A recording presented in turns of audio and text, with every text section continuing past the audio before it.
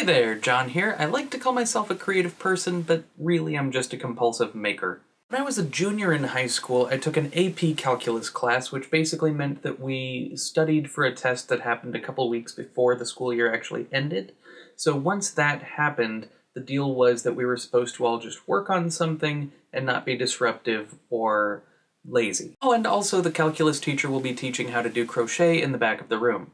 I joined that group. Now, I give absolutely zero credence to any kind of stigma against men doing crochet or knitting or any other craft project because I just think it's freaking cool. You start off with one string of yarn, you end up with like a really crazy sweater or scarf or something. So she taught us the basic stitches, and she had us make a pot holder, which is a little square, which is useful for learning the craft, but not for much else. So that night I went out and bought a book of patterns of how to make stuffed animals from the Winnie the Pooh franchise, and I started working on that. My first crochet project was a Winnie the Pooh that was about big.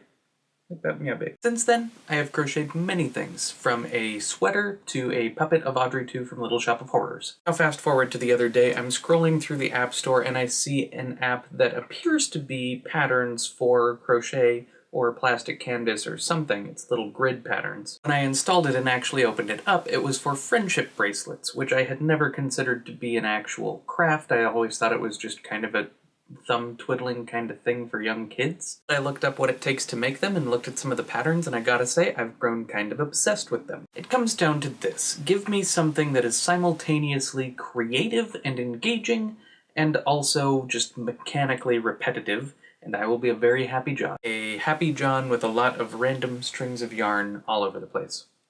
Doodles.